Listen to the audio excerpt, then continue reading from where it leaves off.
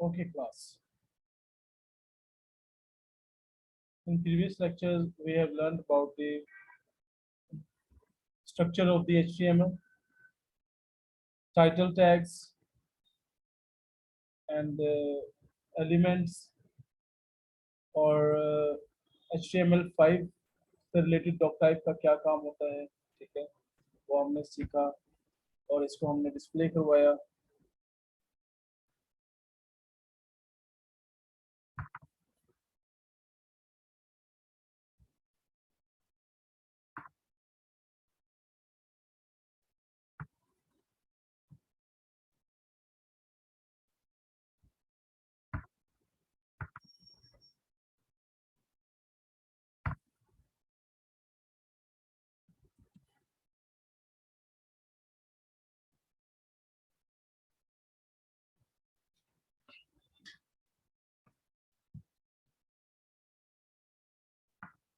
HTML pairs में आता है, टैग्स पेयर्स में आते हैं, इसके बारे में बताया था आप लोगों को। हेड टैग था, टाइटल टैग था, बॉडी टैग है, ठीक है। आज हम बॉडी टैग के हवाले से काम करेंगे और उसमें एट्रीब्यूट्स के हवाले से बात किया जाएगी कि किस तरह से आप टैग्स में या एलिमेंट्स में एट्रीब्यूट्स को ऐड कर सकते हैं, ठीक है। बॉडी टैग आपको बताया था कि कंप्लीट बॉडी जो आप बनाते हैं, जितना भी आप चीजें बनाएंगे वो सब बॉडी टैग में आपके शामिल किया जाएगा। इस बॉडी टैग के अंदर आप मजीद एडिंग करना चाहते हो, आप चाहते हैं जी कि मुझे ये जो इसका बैकग्राउंड है, इसका बैकग्राउंड का कलर मुझे चेंज करना है, जो बॉडी का है मुझे ये वाला व्हाइट कलर नहीं चाहिए। तो याद रखें कि आप जब कोई भी एडिशंस काम कर रहे हैं किसी भी टैग के ऊपर, तो वो उसको एट्रीब्यूट्स कहलाता है, ठीक है। तो जो भी एट्रीब्यूट्स हम इसमें करेंगे, इसमें बॉडी से रिलेटेड जो एट्रीब्यूट्स आपके पास आएंगे वो तीन टाइप्स के होंगे। एक होगा इसमें बैक बीजी कलर, बीजी यानी बैकग्राउंड, उसका कलर चेंज करने का होगा, जो मैं आपको यहाँ पर उसके डेमो करके भी दिखा देता हूँ। बीजी कलर, कलर के स्पेलिंग ये होंगे इसमें, याद रखिएगा। वो अमेरिकन स्टाइल में या यूके स्टाइल में नहीं होंगे, अमेरिकन स्टाइल में होंगे, ठीक है। यहाँ से आप इसको क्लिक भी कर सकते हैं, तो आप देखेंगे कि उसने कंप्लीट एक स्ट्रक्चर बनाकर आपके सामने वो कर्सर उस पॉइंट पर ले गया जिस पॉइंट पर आपने लिखना है उसकी वैल्यू को। तो याद रखें, ये जो बॉडी है ये बेसिकली सिलेक्टर होगा आपका, कि कोई भी ऐसा एलिमेंट, ऐसा टैग जिसके अंदर आप एडिशनल इंफॉर्मेशन, एडिशनल फॉर्मेटिंग डालना चाह रहे हैं, वो सिलेक्टर होगा। और जिसको आप चेंज करना चाह रहे हैं, क्या उसमें आप चेंज करना चाह रहे हैं, वो उसकी प्रॉपर्टी बनेगी, ओके। और जो उसकी प्रॉपर्टी होगी, उस प्रॉपर्टी की वैल्यू आपने अंदर डालनी होगी, ठीक है। अब कलर, बीजी कलर है तो वो इसकी प्रॉपर्टी आ गई, तो कलर तो बेतहाशा है हमारे पास, मोर देन 10,000 कलर जो है ना वो आपके बन सकते हैं। तो आप इनमें यहाँ पर कोई भी कलर जो है वो ऐड कर सकते हैं। फॉर एग्जाम्पल मैं कलर ऐड कर देता हूँ येलो ग्रीन, तो कलर से मिलकर एक कलर जो है वो बनाया गया है येलो ग्रीन। जैसे हम बोलते हैं स्काई ब्लू, ठीक है, नेवी ब्लू। बेसिकली ये जो कलर्स होते हैं इनके साथ आप मैच कर सकते हैं। मैं सेव करता हूँ और इसको मैं यहाँ पर रिफ्रेश करता हूँ, तो आपके सामने एक बैकग्राउंड का कलर जो था बॉडी का वो चेंज हो चुका है।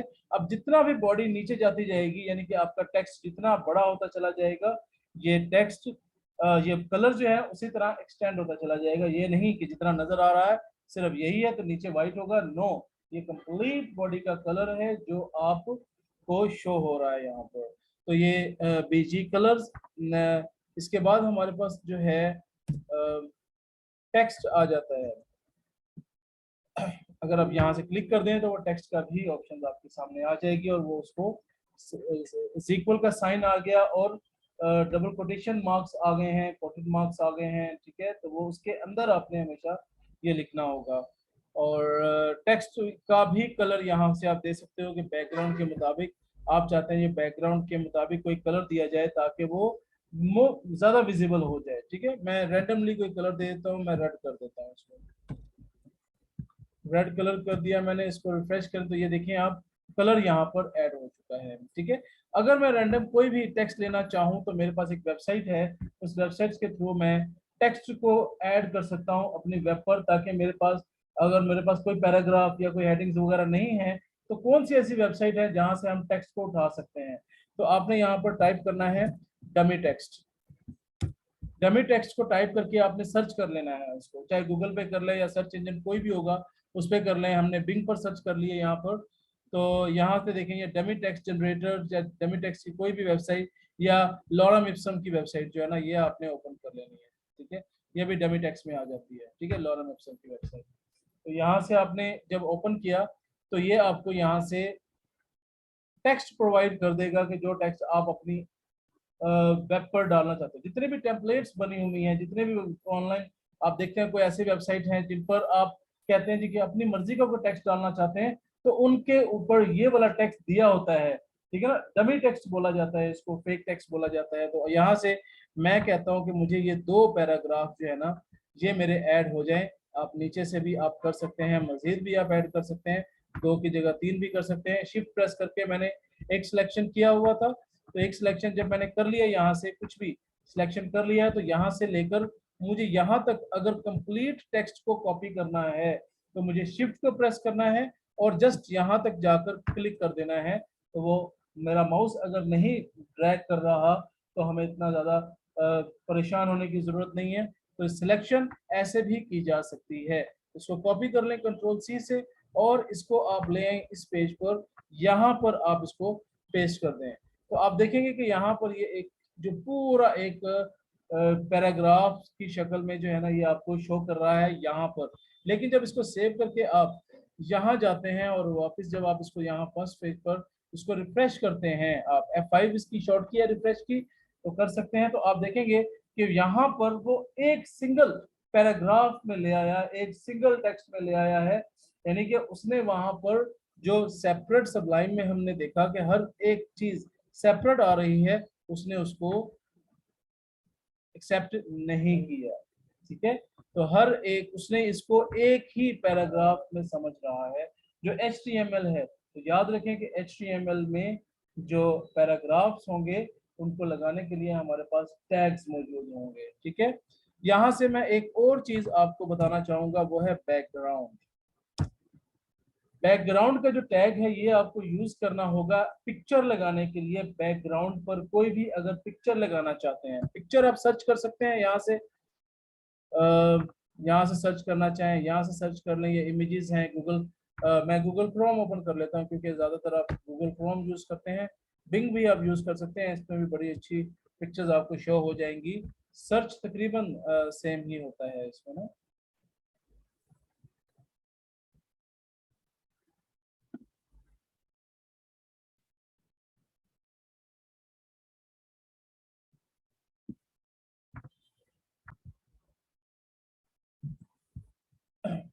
तो गूगल क्रोम में आप यहाँ से कोई भी इमेज आप सिलेक्ट कर सकते हैं, wallpapers in HD for window या डेस्कटॉप। साइज भी इवन की आप दे सकते हो कि क्या साइज आप देना चाहते हैं। फॉर एग्जांपल आप साइज कैसे पता चलेगा आपको कि इसका साइज क्या है, इस जो स्क्रीन का साइज मेरा पूरा होना चाहिए। तो ये बेसिकली जो स्क्रीन आपकी बनी है, ये जो आपका यहाँ पर ये जो आपका टेक्स्ट बना है ये उस रेजोल्यूशन के मुताबिक बना है। तो यहाँ से आपने जाना है, राइट क्लिक करना है, डिस्प्ले सेटिंग में जाना है। तो डिस्प्ले सेटिंग में यहाँ से वो आपको बताएगा कि ये आपकी रेजोल्यूशन होगी। यहाँ से ये रेजोल्यूशन है 1366 बाई 768 की, ठीक है। तो यहाँ से आपने सर्च कर लेनी है इसको और इधर आप ऐड करेंगे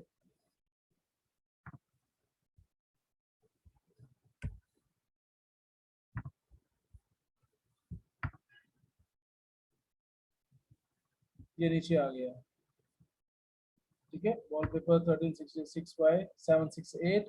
तो यहाँ से आपको डिफरेंट जो है ना ये आपको इमेजेस शो होंगी। तो गूगल पर सर्च करना है इमेजेस को किस तरह से आपने सेव करना है वो मैं मेथड आपको बता देता हूँ। तो इसमें से जो भी आपको पिक्चर आपको अच्छी लग रही है वो पिक्चर आप अपनी वो आप उस डेस्कटॉप पर यानी कि उस बैकग्राउंड पर लगा सकते हैं जो आपका जो शो हो रहा है। मिसाल के तौर पर मुझे ये वाली पिक्चर पसंद आ गई है तो मैंने इसको राइट क्लिक करके यहाँ से इसको डाउनलोड कर लेना है, सेव इमेज एज करना है, आपने सेव इमेज एज करना है। जहां पर आपकी वो फाइल मौजूद होगी, जिस फर्स्ट पेज वाली जो इंटरनेट की फाइल मौजूद होगी, तो आपने इसको भी वहीं पर जाके सेव करना। लेकिन एक मसला यहाँ पर आ गया है, वो ये है कि यहाँ पर ये वेब पेज के नाम से सेव कर रहा है फाइल को, जबकि मेरी फाइल इमेज जो है ना वो सेव होनी चाहिए या जेपीजी या पीएनजी या कोई जिप की फाइल होनी चाहिए। ठीक है, तो ये यहाँ से वेब की फाइल सेव कर रहा है, तो इसका मतलब है कि ये वाली फाइल हमारे काम की नहीं होगी। ठीक है, तो मैं कोई और पिक्चर सेलेक्ट कर लेता हूँ। फॉर एग्जांपल मुझे ये पिक्चर चाहिए। वैसे तो रिलेटेड पिक्चर्स नीचे भी आ जाती है, नीचे भी सारी ओपन हो जाती है, तो उनको भी आप देख सकते हैं यहाँ से। तो मैं यहाँ से इसको ओपन करता हूँ, राइट क्लिक करता हूँ, यहाँ से इसका साइज भी शो कर रहा होगा ये इमेज का साइज ये वाला है। सेव इमेज एज करें इसको, ये जेपीजी की फाइल आ गई हमारे पास, इसको हमने सेव कर देना है। एक बीजी के नाम से मैंने एक रैंडमली नाम ले लिया और मैंने इसके नाम से इसको सेव कर दिया। ये मैंने जेपीजी फाइल, मैंने आपको 3 टाइप्स की कल पिक्चर्स बताए थे, मैं तीनों की तीनों टाइप्स की पिक्चर जो है ना वो मैं आपको आज लगाकर बैकग्राउंड में दिखाऊंगा इसका। तो ये मेरा फर्स्ट पेज है और ये मेरे पास उसकी पिक्चर है। तो जहां पर मेरा ये पेज होगा उसके साथ ये पिक्चर होना लाजमी है, क्योंकि आपको इस पिक्चर की लोकेशन बतानी होगी कि ये पिक्चर आखिर है किस जगह पर। तो अगर आपने कहीं अंदर किसी फोल्डर में रखा होगा तो डेफिनेटली आपको फोल्डर के नाम फिर देने पड़ेंगे, बड़ी लंबी चौड़ी जो है ना वो आपको उसकी लोकेशन देनी पड़ेगी। तो कोशिश यही करें कि इनका एक फोल्डर बना लें और उसके अंदर जनाब ये वाली फाइल और ये वाली फाइलें जो है ना इकट्ठी रखी होनी चाहिए, इमेजेस की कोई भी हो। मैं इसको फोल्डर का बनाने का मेथड भी आपको बता दूंगा आज। तो यहाँ पर बैकग्राउंड में मैंने आप लिखा जी बीजी और डॉट जेपीजी, ये मैंने टाइप लिख दी है। जेपीईजी लिख लें या जेपीजी लिख लें, दोनों ही ठीक है। अगर कोई एक शो ना हो रहा हो, जेपीजी शो नहीं हो रही लेकिन है वो जेपीजी फाइल, तो जेपीईजी देकर लिख लें। एक्सटेंशन आपने लाजमी देनी है, एक्सटेंशन के बगैर आप इसको नहीं शो करवा सकेंगे। तो जब मैंने इसको यहाँ से रिफ्रेश करवाया इसको इमेज को, आप देखिएगा यहाँ से मैंने इसको रिफ्रेश करवाता हूँ तो आप देखेंगे यहाँ पर ये बैकग्राउंड आ गया। मगर मगर यहाँ पर क्या हुआ कि वो इमेज तो बहुत छोटी सी सेव हुई है, बड़ी तो सेव ही नहीं हुई। तो मैं यहाँ से जाकर देखता हूँ इसका साइज कितना है। इसका साइज ओनली 300 बाय 168। ऊपर देखें आइटम आइटम टाइप आ गया, डायमेंशन आ गई, जबकि मुझे तो 1366 बाय 768 चाहिए थी। तो ये इसने क्यों इतना सेव किया है यहाँ से। तो मैं इसको देखता हूँ यहाँ से जाकर और इस पर क्लिक करता हूँ। तो क्लिक करने के बाद इनकी अपनी वेबसाइट पर चला जाता है जहाँ से हम इसको जो है वो कॉपी कर सकते हैं।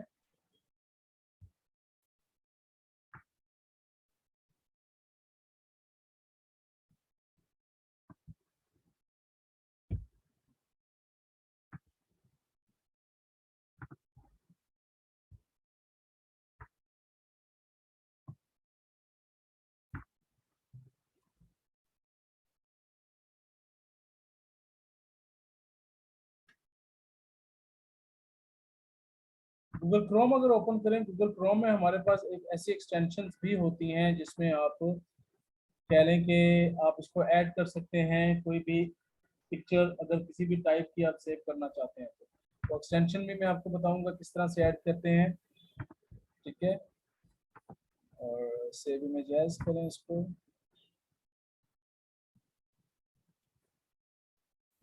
इसी के ऊपर मैं सेव कर देता हूँ, इसी के नाम पर हम कहते हैं कि ये सेव हो जाए। लेट्स सी कि इसकी कोई साइज में कुछ हुआ है।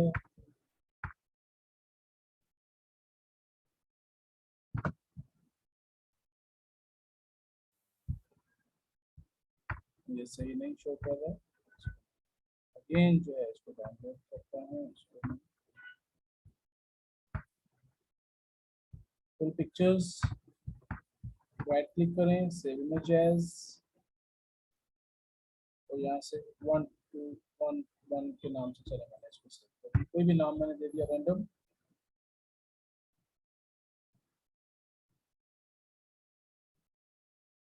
और देन यहाँ से मैंने इसको कोडिंग में गया हूँ, यहाँ पर मैंने इसको 11 के नाम से सेव करें और यहाँ से रिफ्रेश करें तो ये आपको एक इमेज की तरफ। ठीक है, तो पिक्चर का साइज जो है वो आपने देख लेना है कि वो कितना अभी ये कंप्लीट उस साइज में आ गया है जिस साइज में हमें रिक्वायर्ड था।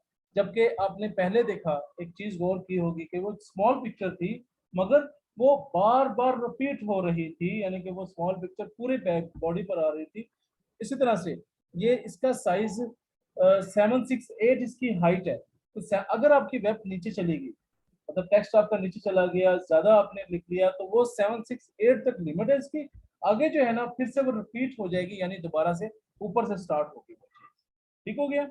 तो ये चीज यहाँ से आपको इसको देखना होगा कि आप अगर तो चाहते हैं कि मेरा बैकग्राउंड तक ही रहे, यानी यहाँ तक ही मेरा पेज रहे, तो फिर आपको अपनी वेब सिर्फ यहाँ से यहाँ तक ही बनानी होगी, इससे नीचे मत जाए। ठीक है, ताकि वो स्क्रॉल ना बने। जब स्क्रॉल बन गया ऊपर नीचे करने वाला, तो देन वो बॉडी आपका जो अगर बैकग्राउंड कलर होगा तो वो रिपीट होगा वो सारा। ठीक है, तो यहाँ से अब नेक्स्ट जो है बॉडी समझ में आ गया आपको सारा। ठीक है, मैं इसको यहाँ से फिलहाल अभी बैकग्राउंड कलर नहीं लगाऊंगा, और मैं इसको सिंपल येलो ग्रीन कलर्स को भी मैं यहाँ से खत्म कर देता हूँ, और इस रेड कलर्स को भी मैं यहाँ से, या हम एक और काम करते हैं, हम इनको कमेंट्स कर लेते हैं। कमेंट से ये होता है कि आपका कोड जो है वो यहाँ पर तो शो होगा, अपने कोडिंग में तो शो होगा, मगर वो डिस्प्ले नहीं होगा आपके HTML के पेज पर, तो वहां पर आपको दूसरा करना पड़ेगा। तो इसको एक आप डुप्लीकेट भी कर सकते हैं। इस लाइन को आप चाहते हैं जी कि मैं डुप्लीकेट कर दूं, तो डुप्लीकेट करने के लिए शॉर्ट की होगी आपके पास कंट्रोल शिफ्ट डी की। कंट्रोल शिफ्ट डी से क्या हुआ कि ये आपकी जो है वो लाइन, वही वाली लाइन डुप्लीकेट हो गई है। जबकि आपने कहा जी कि ये जो लाइन है, मैं इसको, ये डबल बॉडी, तो दो बॉडी नहीं हो सकती कभी भी HTML के अंदर। ठीक है, तो एक ही बॉडी में काम करना। इसको इतनी लाइन को मैं कमेंट्स कर देता हूं कि ये शो ना हो। तो मैंने इसको कंट्रोल और स्लैश के साथ मैंने इसको कमेंट्स कर दिया है। तो ये अब इस तरह से शो होगा।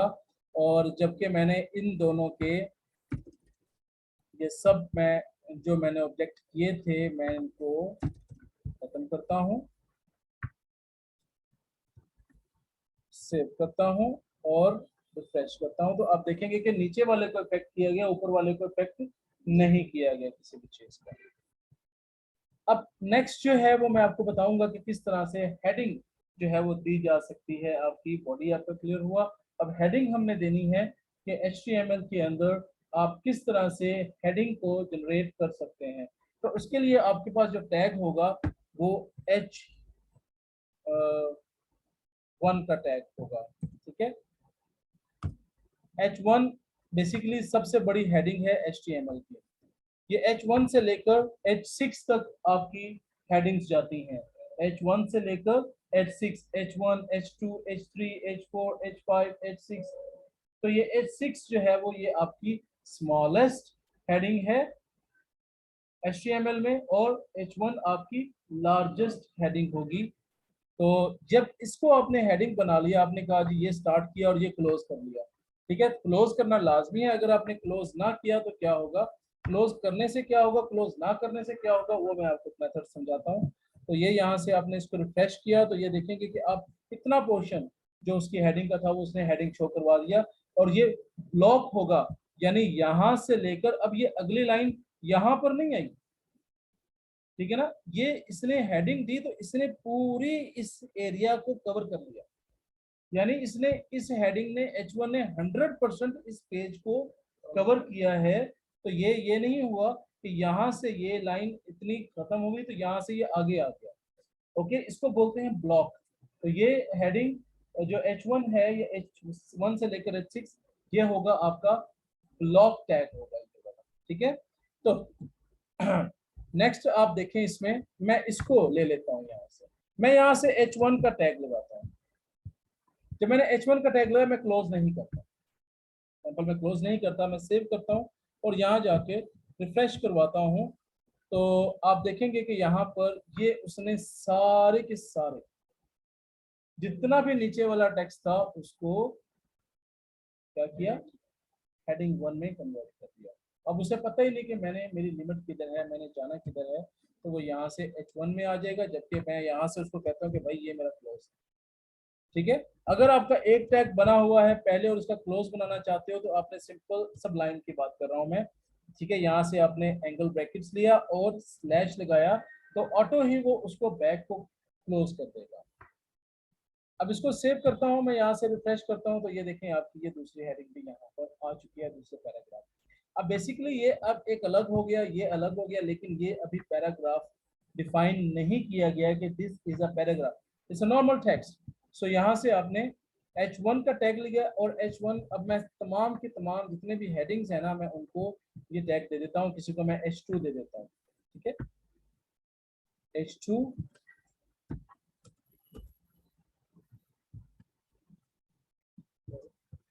H2 टैग दे दिया और नीचे हम H3 दे देते हैं,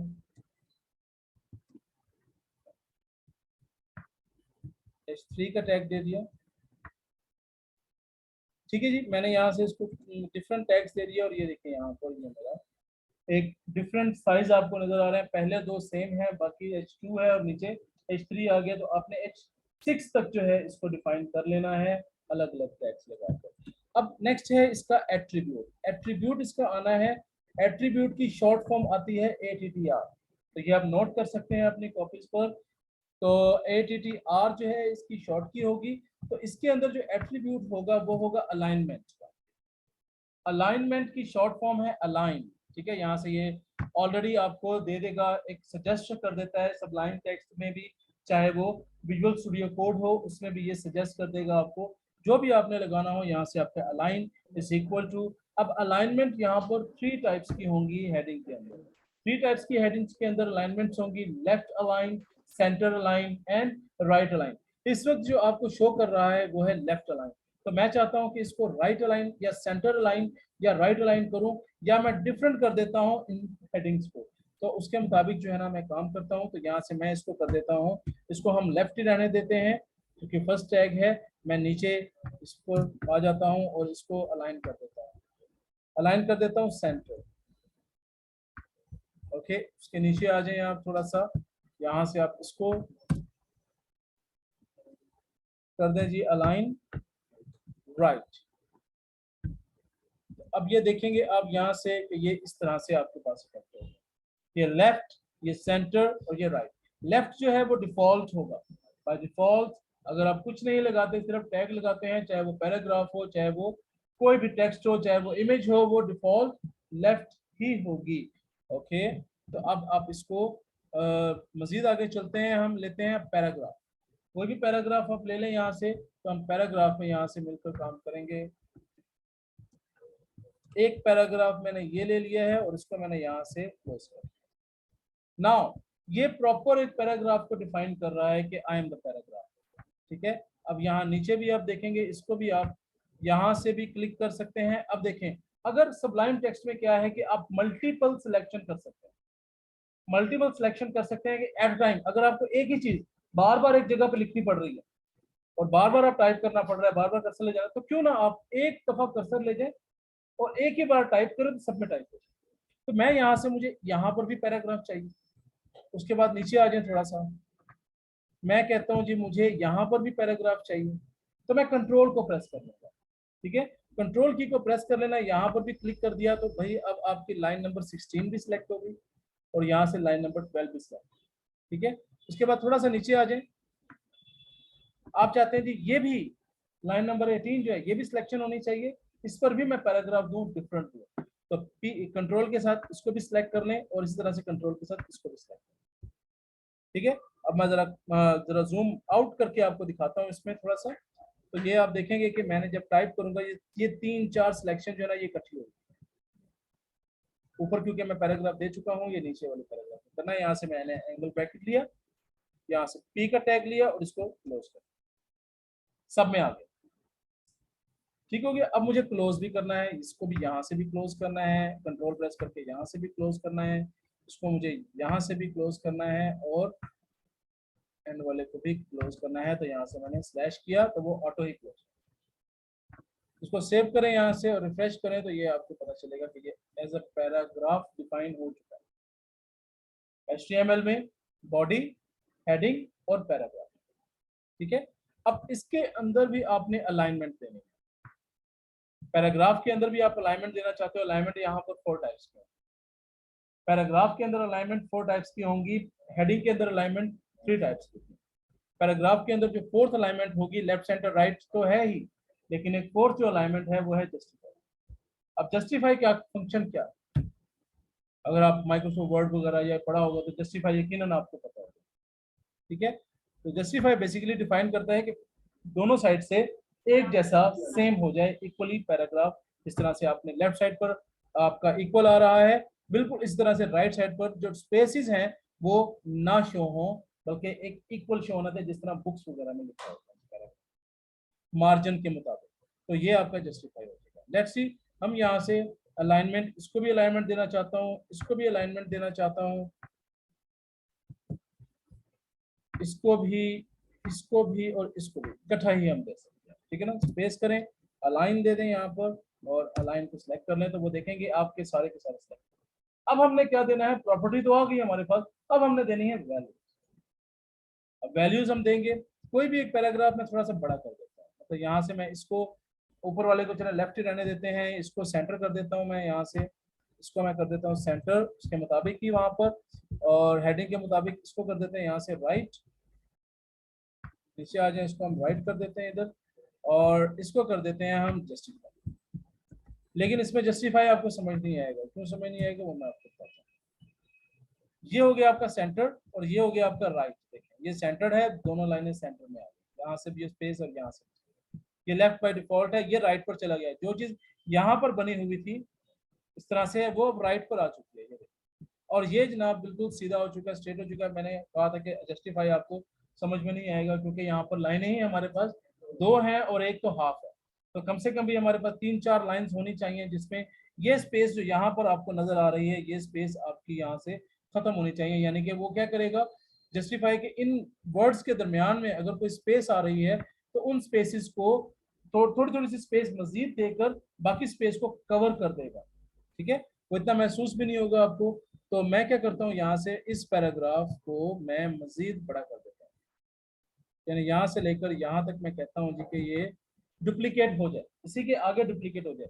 जब आपने किसी एक चीज को सिलेक्ट कर लें और इसको आप चाहते हैं जी कि ये इसके आगे से डुप्लीकेट हो, तो बस याद रखिएगा सिलेक्शन करने से होगा। अगर आप क्लिक करके करेंगे तो वो अगली लाइन में चला जाएगा और नेक्स्ट लाइन बन जाएगी आपकी, क्लिक करने से, सिलेक्ट करने से वही सिलेक्शन उसके आगे डुप्लीकेट हो जाएगी। तो कंट्रोल शिफ्ट डी से मैं यहाँ से इसको 3-4 बार जो है ना वो मैंने इसको किया। पहले मैं आपको डिफॉल्ट दिखाता हूँ इसको कि वो क्या होगा, सेव करें, रिफ्रेश करें, तो ये इस टाइम पर ये देखें ये लाइन आगे पीछे आपको स्पेसेस नजर आ रही है इस टाइम पर, जबकि ये बिल्कुल इक्वल यहाँ पर आपको नजर आ रही है।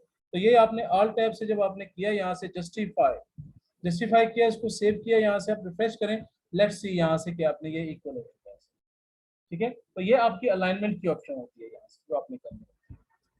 तो ये आपका सिंपल एक पेज, आप अपना कोई भी डाटा अब डाल सकते हैं टेक्स्ट के तौर पर अपने एक पेज पर और उसे सेव करवा सकते हैं एज एन, और इस पेज को आप कहीं पर भी अपलोड कर सकते हैं। आप होस्टिंग पर अपलोड करना चाहें अगर आपके पास अवेलेबल है, ताकि दुनिया जो है इसको देख सके कि मैंने ये काम किया है, ठीक है। वो भी मैं आपको बनाकर दिखा दूंगा किस तरह से होस्टिंग होगी, नेक्स्ट वीक में वो मैं आपको दिखाऊंगा।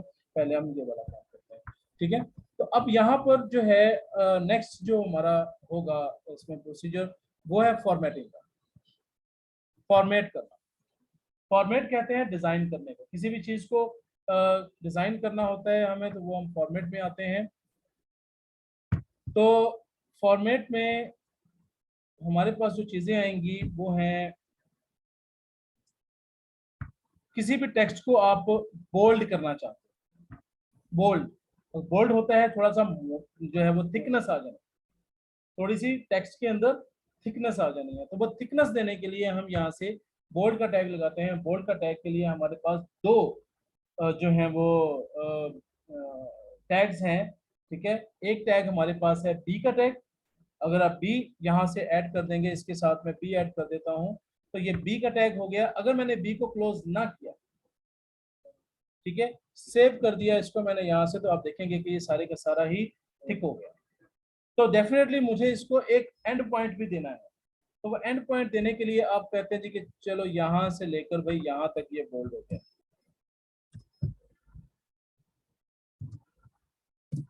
ठीक है, यहां से लेकर यहां तक ये बोल्ड हो जाए। इसको रिफ्रेश करें तो अब देखें सिर्फ पहली लाइन जो है वो बोल्ड है। अब बोल्ड बी का टैग भी है, और एक चीज और करें यहाँ पर, ये टैग है, बेसिकली क्या है, ये टैग है। जब मैं हेडिंग का टैग दिया या पैराग्राफ का टैग दिया तो वो अगली लाइन में चला गया और नेक्स्ट लाइन में चला गया था, ठीक है।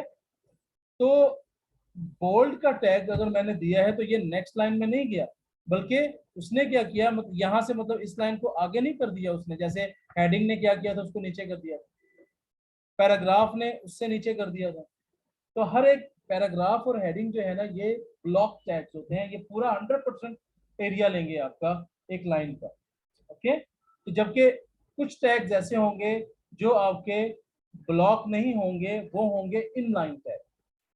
इनलाइन टैग्स वो टैग्स होते हैं जो टेक्स्ट के ऊपर यानी किसी ऑब्जेक्ट के ऊपर इफेक्ट कर देंगे, मगर वो उसको नेक्स्ट लाइन में शो नहीं कर रहे हैं, ठीक है। तो इनलाइन टैग कौन से होंगे और जो ब्लॉक टैग्स होंगे, इसके बारे में जो है ना वो आपको पहले से पता होना चाहिए। तो अब पहला मैंने टैग आपको बता दिया बोल्ड टैग है, तो इसका एक लेटेस्ट नाम जो है ना बोल्ड टैग का, वो है स्ट्रॉन्ग। चाहे आप बोल्ड कर लें, चाहे आप कर लें यहाँ पर स्ट्रॉन्ग, ठीक है। मैं सजेस्ट करूंगा कि आप स्ट्रॉन्ग यूज करें, ओके। HTML5 का कोड है स्ट्रॉन्ग, सेम उसने वही रिजल्ट दिया है जो बी ने दिया, लेकिन फ्लेक्सिबल है। आप चाहे बी यूज कर लो, चाहे आप स्ट्रॉन्ग यूज कर लें, इट डजंट मैटर। नेक्स्ट जो है वो हमारे पास आता है इटैलिक। इटैलिक थोड़े से टेक्स्ट को तिरछा कर देता है, थोड़ा सा जो है ना वो मूव कर देता है टॉप से राइट की तरफ, ठीक है। तो यहाँ से मैं, अगर मैं हेडिंग को ही, मुझे ये हेडिंग 1 है, मुझे इसको थोड़ा सा टेढ़ा करवाना है, मुझे इसको थोड़ा सा तिरछा करवाना है, तो इटैलिक करवाना है, तो इसकी शॉर्ट की, इसकी जो टैग है वो है आई।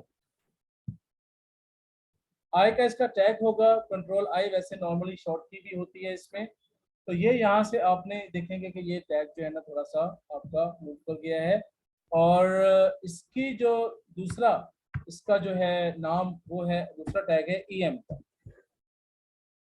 ईएम आप इसको लिख सकते हैं, ईएम भी लिख सकते हैं और आई भी लिख सकते हैं, ठीक है। सेम उसने इफेक्ट किया है, उसने कोई भी उसमें नहीं लिया। चलिए मैं अब खत्म नहीं करूंगा, मैं नेक्स्ट जो है वो लाइन में हम ऐड कर लेंगे कि इसका भी यही काम है, ताकि आई का भी और बी का भी वैसे आप यूज कर लीजिएगा इसमें, ठीक है। और इसमें आप नेक्स्ट जो ऑप्शन है वो है अंडरलाइन का।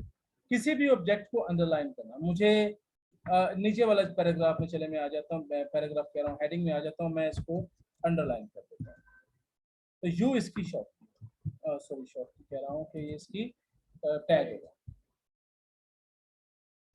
ठीक है। आम रूटीन में कंट्रोल यू इसकी शॉर्ट की होती है अगर आप वर्ड, एक्सेल, पावर पॉइंट वगैरह में काम कर रहे हैं तो, ठीक है। तो यहाँ पर भी ये यू जो है ये आपको टैग मिलेगा, जिसके लिए आप बोल्ड, इटैलिक और अंडरलाइन में काम करें।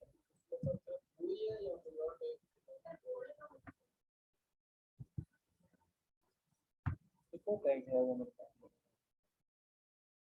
बोल्ड थोड़ा सा विजिबल कर देना बाकी टेक्स्ट के निस्बत। अब ये बाकी टेक्स्ट नॉर्मल है, जबकि ये थोड़ा सा ज्यादा विजिबल है, हाईलाइट हो जाना जिसको बोलते हैं, हाईलाइट कर देना, तो ये वो चीज आ जाती है। तो नेक्स्ट जो है वो हमारे पास एक और ऑप्शन आती है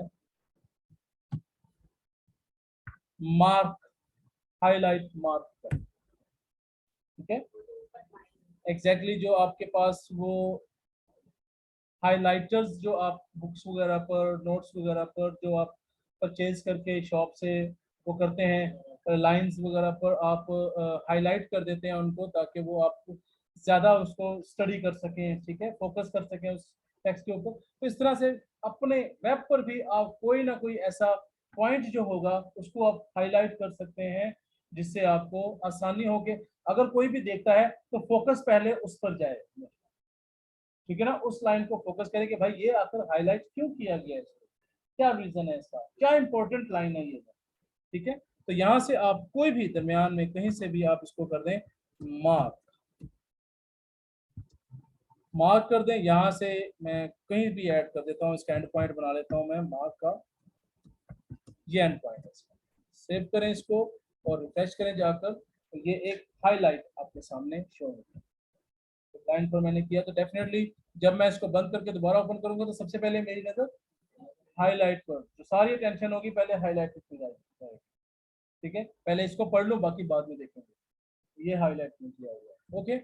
सो इसके बाद हमारे पास ऑप्शन आती है स्ट्राइक की, स्ट्राइक कर देना या डेल कर देना, ठीक है। तो यहाँ से अगर हम कोई भी ऑब्जेक्ट, कोई भी ऐसी चीज जो हम कहते हैं कि ये चीज शो तो हो, मगर एक वर्ड है जिसको हम कॉपी पर लिखते हैं लेकिन उसे बाद में पता चलता है यार कोई और वर्ड लिख देते हैं साथ, तो हम इसको काट देते हैं।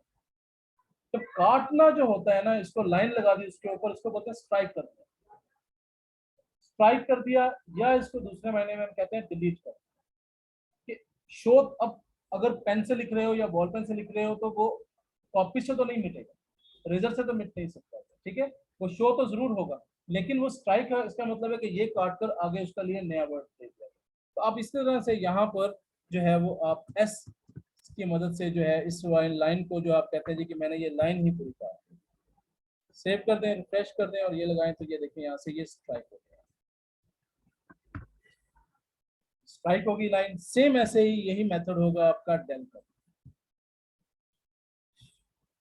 चलो टेक्स्ट को दे लेता हूँ मैं यहाँ से डेल, इसकी शॉर्ट की है, और सॉरी वो टैग है इसका, तो ये यहाँ से आपने उसको लिखा, सेम वही मतलब मेथड है, सेम सेम वही चीज कर रही है स्ट्राइक की भी और डेल की भी। तो नेक्स्ट जो मैं चीज आपको बताने लगा हूँ वो बहुत इंपॉर्टेंट है, और